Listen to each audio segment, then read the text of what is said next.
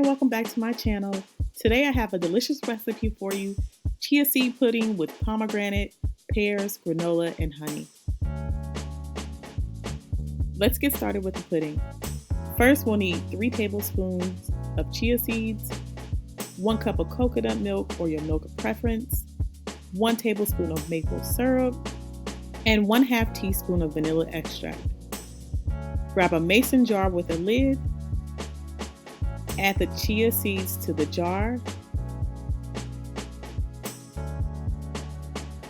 and add the milk to the chia seeds. Add in the vanilla extract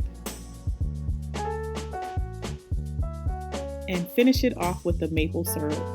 By the way, this is Canadian maple syrup. It's so good. Grab a spoon and mix all the ingredients very well.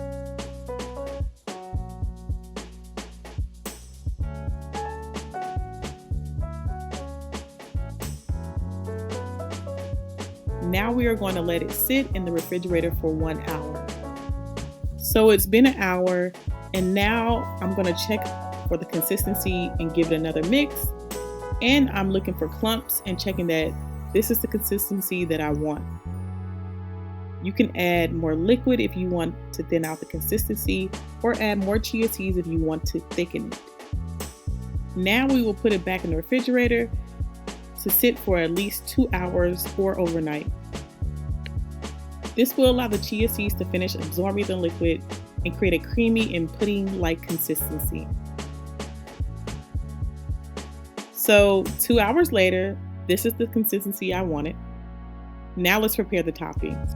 I have some blueberry granola, some fresh pomegranate seeds, a sliced up pear, and some honey.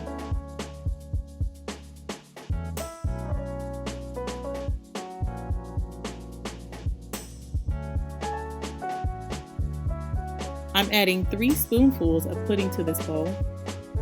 By the way, chia seeds are packed with fiber, protein, and omega-3 fatty acids. They are also great for digestion and can help keep you feeling full.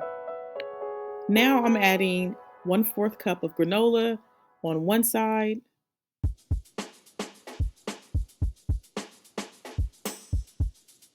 and then the sliced pears on the other side.